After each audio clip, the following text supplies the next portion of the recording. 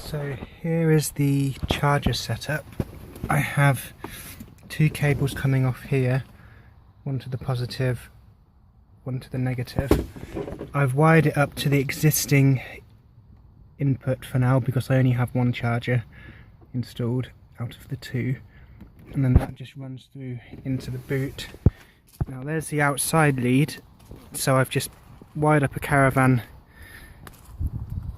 just a standard caravan 16 amp socket going up to the house, and in the back we have the charger just installed for now till I figure out something a bit more permanent. Now in order for it to work, it's got this handy little two little green cables here. Now you just touch them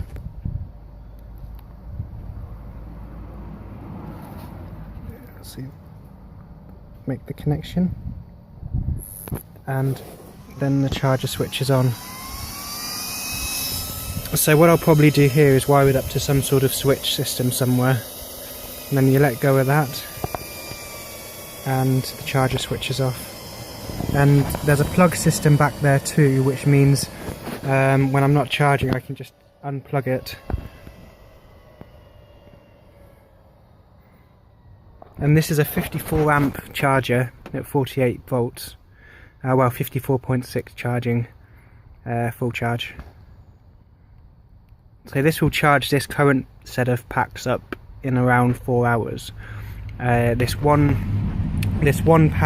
charger would, I'll use that for when I'm home charging. So that's why these switches are really handy, these green leads, because I can turn one charger off without having to install plug sockets or anything inside the car, and that will enable me to choose whether I want 108 amp charge or 54 amp charge.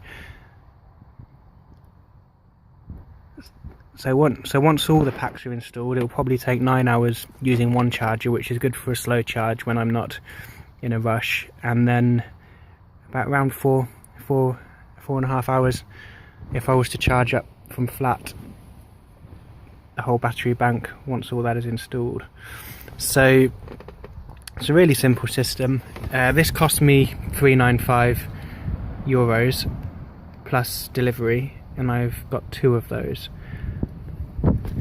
Now the hardest part with this car was getting chargers, because there's no easy setup on the market. You either have big bulky things from China or chargers that just won't fit the bill for what we require. So I was quite fortunate to find these, and I will put them up on I will put the link up here in the YouTube description in case you want something for your own use. Now the other great thing about these chargers is that you can parallel them up and charge without any problems, and you can charge higher voltage or higher amps however you need to, where you can up the amperage basically. So if you want say 400 amps of charge power, you can do this and then plug it into a 3-phase power supply in order to I mean, I've forgotten exactly what the guy told me in regards to that, but you can hook it up to 3-phase doing something, so you could end up with a 400 amp charge, even depending on what your DIY electric vehicle setup is.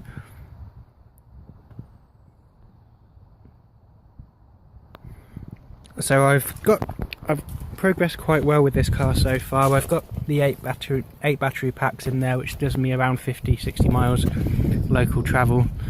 I've got the tow bar installed as well, so that's ready for towing trailers, all wired up. And since I've had the whole trials and errors building the getting the packs fitted with the 48 volt system, etc., I've got a 12 volt auxiliary battery in there, and for now, and I'm going to have a separate 48 volt pack that I can charge with the main system, but I will unplug it and have a DC to DC converter, and that pack will also double up for my e-bike battery if I am able to take my bike with me while I travel. So there's no dead weight with what a 12 volt lead acid battery would be. But progress is coming along nicely. and the next step is waiting for the rest of the batteries to be built so I can have those installed. And what I will also do, just to make it safer when I have all the batteries, is in between here, either on this side or on the other side towards the distribution blocks, I'm going to fit some either fuses or circuit breakers.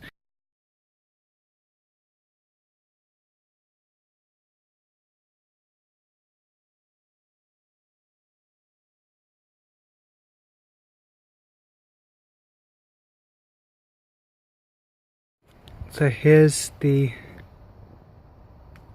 finished thing for now.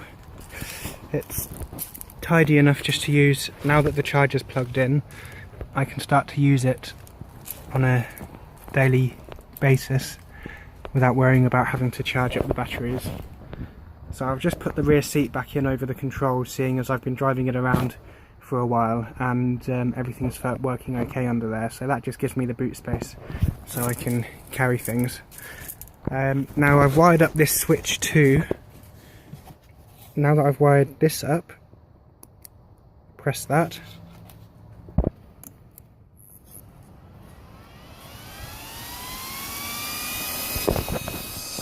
So that switch isn't quite working right, so I'll have to get one just to go in there.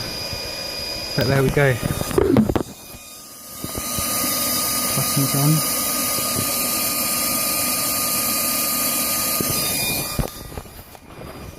So we have a fully functional charging system.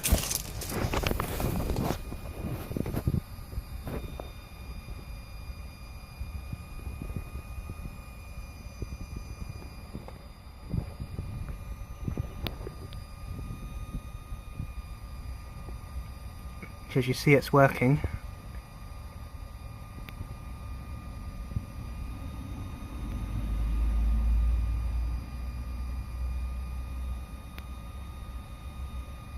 Now it will charge this pack in 4 hours, so I'm not going to leave it on because I'm testing. Now that I've got a functional charger, the next step is I'm going to test where the motor cutoff is, what voltage. And other than that, it's just a case of wiring up the other charger at some point, and instead of this plug socket here, wire up a 32 amp. I haven't decided yet whether I'm going to have a type 2 socket or a 32 amp CCE socket similar to this one but bigger. So we'll see how that goes.